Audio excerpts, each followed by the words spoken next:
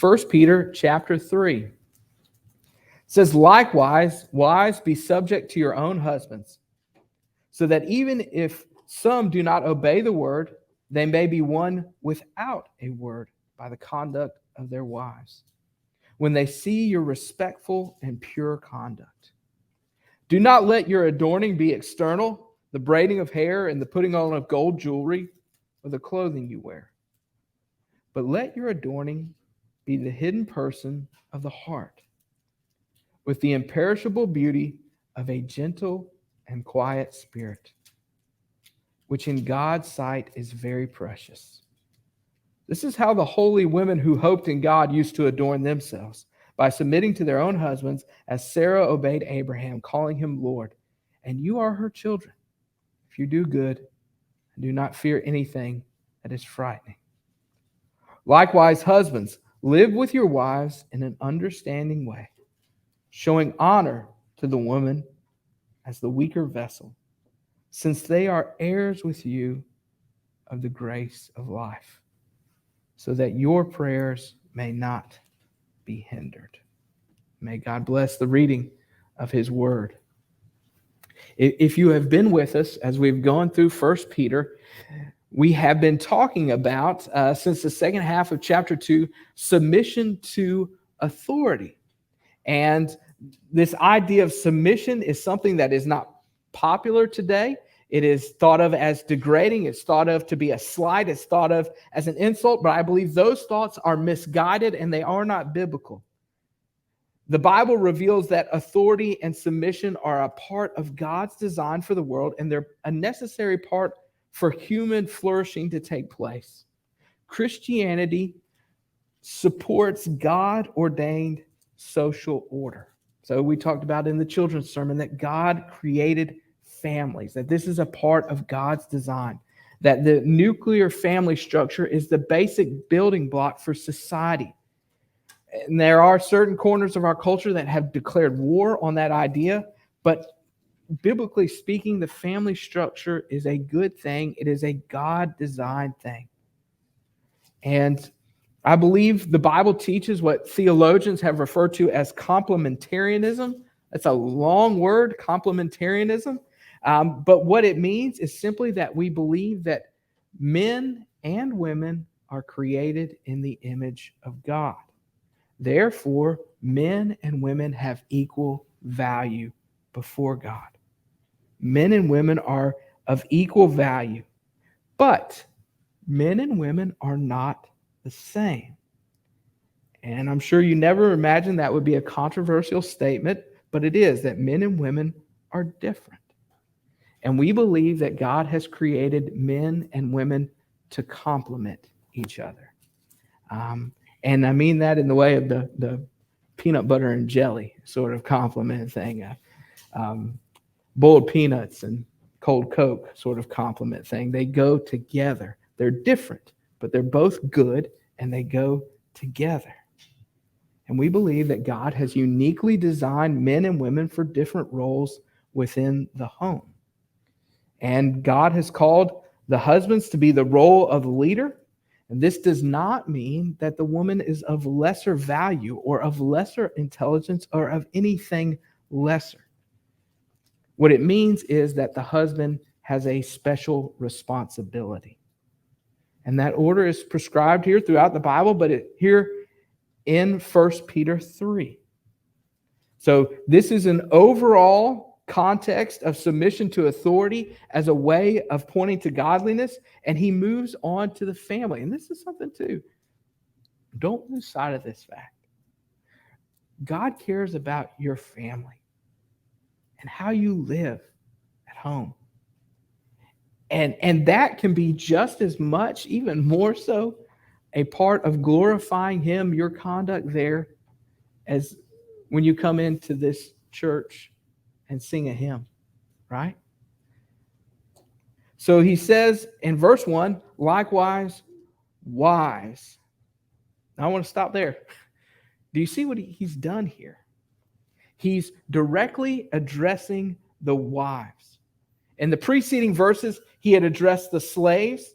And this is important, the servants, because In Greco-Roman culture, slaves and women were two groups of people that were not thought of as highly in this culture. And they were not given the respect in this culture. So when Peter addresses them, he is treating them as equal participants in the church. Peter, by addressing the servants and then addressing the wives, was countercultural, and he is affirming their value and their dignity. Peter is upholding the value of these women. And so he says, likewise, wives, be subject to your own husbands.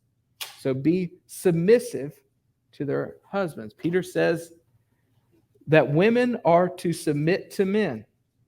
No, wait a second. That's not at all what he said, is it? Go back and look at it. He said, wives, submit to your own husband. This is not some sort of blanket statement here, that this is in a specific context, and it is to your own husband. This relationship of marriage, this husband and wife relationship. So he does not say that a woman is to submit to all men, but to her man. And what does it mean to submit? This is be subject. This is a word that can make people uncomfortable. It means to respect. It means to honor. And first off, too, isn't this something that we're supposed to do to everyone? Verse 17 of chapter 2 says, honor everyone. Honor everyone. We are to show respect and honor to others. But wives, especially to your husbands. It means that when the husband has to make a decision, that you respect the decision that he makes, that you support him and you stand behind him. It means that you don't go and continually second guess him. It means that you don't hold his mistakes over his head. It means that you don't belittle him. I have heard statements from men before of how when they go to work, there are people that seek them out and seek their advice, want their opinion, want their assessment of something. And they go to this group, and this group, there's people that want their advice and respect their opinion. But then they are absolutely crushed when they come home, and there's no respect for their opinion. To submit to your husband means to honor him, to show him respect. And the culture gets this idea wrong. This is not meant to be demeaning. This is not a slavery, an ownership. This is not, I've heard one guy say, this is not a woman bring me my chips sort of attitude. That's not what he's getting at here. And reminder here that we're all under some form of authority. All of us are subject to the governing authorities. You may be an employee at a company. That doesn't mean that your boss is more valuable than you, that they are inherently better than you. It just means that you are in a relationship where you are under an authority. So he tells the wives to honor their husbands, respect their husbands. But there's an obvious question in this. Well, what if the husband is not a Christian? What then? And this is a big question, and it's a bold one. Because in this culture, in Greco-Roman culture, women were not supposed to have their own friends. They were just supposed to be friends with the wives of her husband's friends. And they were not to have their own worship practices. They were just supposed to assume their husband's worship practices. So the notion that a woman might be coming to church and worshiping Jesus and following him, and her husband might not be, Peter is supporting her personhood and her moral agency and her freedom. And this was really edgy stuff in the first century. And this could, in some circles there, it could have been considered a disgrace in the community if a woman worshiped a different deity than her husband. But then Peter tells the wives to respect the husband. So if she goes home and shows him honor and support, there's no room for accusation here. You can imagine the husband being upset. This woman has come to faith in Jesus. She goes to these church meetings. He wants to know what they're teaching. He's upset. And they say, well, this is what you're teaching. He can't object to this. Not only that, but there's awareness of the providence of God and the opportunity to testify to the goodness of God.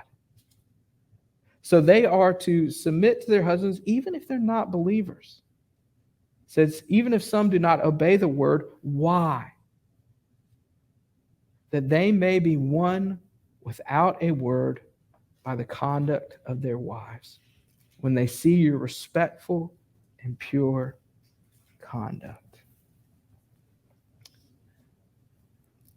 God has providentially placed us where he has us.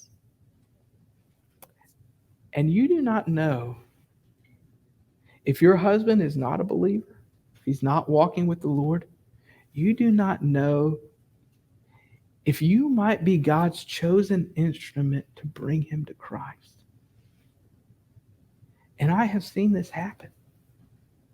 You probably know of people that this has taken place, where the husband had no interest in God, had no interest in the things of God. And yet he was married to a woman who was a faithful believer, who was consistent in church.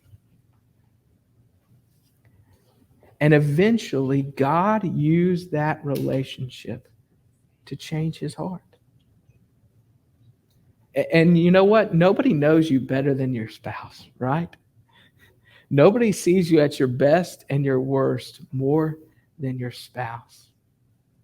And so there's no greater opportunity for you to testify of the transforming power of God in your life than if you have an unbelieving husband. And the wife will win her husband to Christ not through nagging, not through aggressive debate, not through passive aggressive comments, but through gentle, steady kindness, through pure and respectful conduct. That should give hope, and that gives purpose. And it's this notion of, we talked about in Sunday school a little while back, of seeing the world through kingdom lenses, seeing your marriage through kingdom lenses, that God has placed me here so that I might be the avenue to win my spouse to Christ. So he tells the wives to honor their husbands, respect their husbands, even if they're not believers, in hopes that this husband might come to Christ, might be won by conduct. And then he goes on to talk about true beauty. What is genuine beauty? He says, don't let your adorning be external. The braiding of hair, the putting on of gold jewelry, and the clothing you wear. So those are the examples he gives of external attempts at capturing beauty. The braiding of hair, the gold jewelry, and clothing. So the question is, are these things wrong in and of themselves? Not necessarily. We need a little cultural context here. And I don't think it's a complete prohibition against braiding hair or wearing gold jewelry, because then it would also equate to a complete prohibition of wearing clothing, which I don't think is where Peter is trying to go with this, right? I don't think that's what he's shooting for. Clothing is a necessary thing this side of the fall. So the ESV Study Bible, which I use a lot, I'll tell you, it's a great tool. Whenever I start working on a passage, I sit down and I read through it some, and then the first resource I go to is my ESV Study Bible, and I read the notes in it. And it had this note, that such external adorning can be witnessed in portraits and sculptures from the first century, where elaborate braiding of women's hair and the wearing of ostentatious jewelry was common in upper-class Roman society. All right, so that gives us a little context on the braiding hair thing, all right? So it was something that was done in a very ornate way, and it was a statement. It was a statement that I am part of a certain social structure. it was a boastful thing. And at times that jewelry would be woven into the hair. Um, and when you think about gold jewelry, you may be wearing some right now and you may be a little bit uncomfortable. What's he going to say? Am I in trouble? Is this? There's a way to wear jewelry in such a way that it complements your outfit without being gaudy. There's also a way to wear jewelry that says, look at me. Like if you come in looking like Mr. T, that says, look at me, right? You see wealthy people, you see celebrities, and they go out and spend a lot of money on a gaudy piece of jewelry that says, look at me.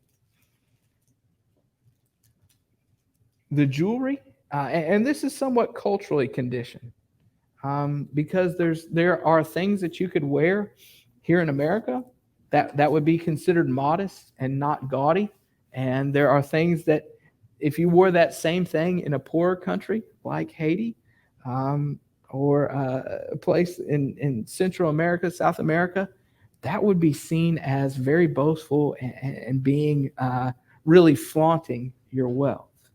So this is somewhat culturally conditioned, but there's a way to wear jewelry in a modest and tasteful way. And the same thing with clothing. He's not saying that you have to be frumpy and unattractive to please God, but he is saying that your clothing should be modest. It shouldn't have that air of being over the top. There is, it's interesting, there's an Instagram account that was started. It was called Preachers and Sneakers. And this guy apparently is really interested in clothing, and he started watching these preachers. And he started taking pictures or taking their pictures of what they were wearing and posting what they were wearing. And some of these megachurch guys, they're wearing like Air Jordans that cost hundreds or even thousands of dollars. It's Gucci and Armani stuff that costs thousands of dollars, and it looks tacky to begin with. But it's all about saying, look at me. Look at me. When you put on clothing, it should be modest. And it should not be about drawing attention to yourself. Because true beauty is not about what you put on, but it's about who you are. What does he say? Don't let your adorning be external. Skipping down to verse 4. But let your adorning be the hidden person of the heart, with the imperishable beauty of a gentle and quiet spirit, which in God's sight is very precious. True beauty is something that comes from the inside out. Character is far more beautiful than anything that you can buy at the store or put on your body. He says, the hidden person of the heart. True beauty comes from the inside out, and he says it's imperishable. It's a kind of beauty that does not fade. The world defines beauty in an outward way, about appearance. And you'll notice too that when it defines beauty in that way, it's always tied to youth. Those women magazines that are there as you're checking out at Publix, they all have these articles about how to look younger. But you can't escape age. And that kind of beauty, as the world defines it, it's shallow and it will not last. But what if there was a type of beauty that was even more valuable, and a type of beauty that did not perish, that only grows with age, one that is not fleeting? Wouldn't that be better? And that's what Peter describes here, is the internal beauty of a gentle and a quiet spirit. A gentle spirit is one who cares, one who nurtures others. Gentleness is not weakness. Let's be clear about that as well. Gentleness is strength that is under control. It's about how you handle something or someone. Gentleness is one of the fruit of the Spirit. And Peter calls godly women to model gentleness. And he says, in a quiet spirit. Now, I will say, I think there's a difference between just being quiet and a quiet spirit. I think they're related, but they are different. Merely being quiet is the absence of making noise, but a quiet spirit is a peaceful spirit. There's a stillness and a steadiness to it. If you look at a stream, the quietest waters are the deepest waters. A quiet spirit is an opposite of a clamoring spirit, a spirit that is clamoring for attention, which may involve being loud and obnoxious, but it also is demanding focus on them. And there's a connection here, I think, with submission. Commentator Edmund Clowney points out that the quietness of a woman is linked with her submission in 1 Timothy 2, a passage that is similar to Peter's exhortation here. And Paul urges quietness upon all as a Christian virtue in 1 Thessalonians 4. So the role of a wife gives her an opportunity to display Christian love and humility in a distinctive way. And he also goes on to say that this gentle and quiet spirit is not distinctively feminine, because Jesus describes himself as gentle and humble in heart. So I don't think these words are to be taken as some in our culture would see these words and ridicule and lampoon it as a sort of sit down and be quiet approach. But it's far more than that. It's talking about who you are on the inside. And that gentleness, that quiet spirit, it comes from a heart of faith. So there's an example given of Sarah here, Abraham's wife, and how she respected her husband. It uses the word obey here. I would not take that in the same sense of like a parent-child relationship. That's not what's being communicated, but that she respected his leadership. And it says that she called him Lord. And you're asking, well, wait a second, is that what I'm supposed to do? That was a culturally appropriate expression of respect at the time. I think it would be weird right now. That's not a culturally appropriate expression right now. But what it is saying, so when you see something that's culturally specific, you have to ask, what's the principle that comes out of that? And the principle is this. Are you communicating to your husband that you respect and honor him? Do your words, do your interactions, do they show that? Or do they show disrespect, defiance, selfishness?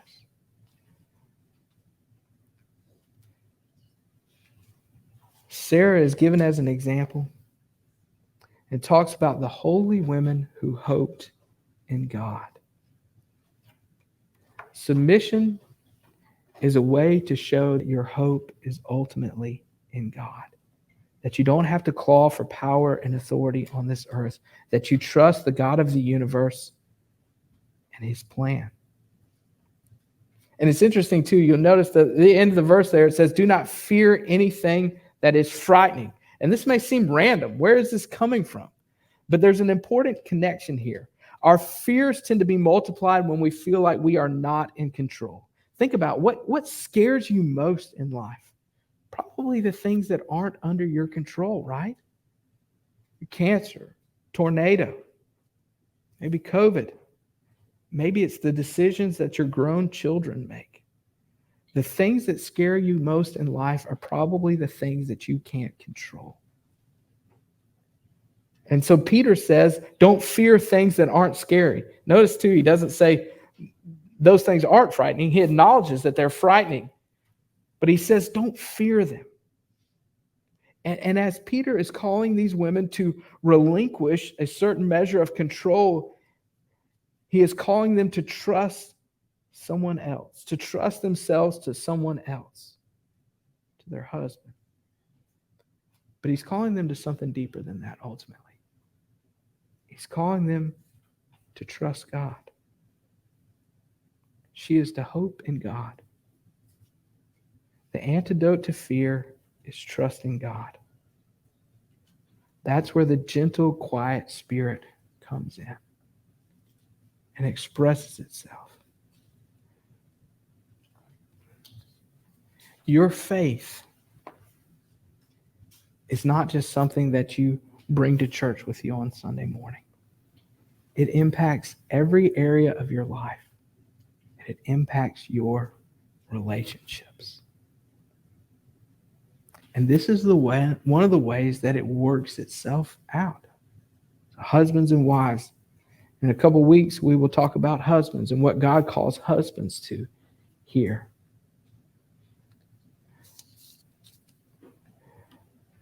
We can't lose sight of the fact that God cares about your little moments.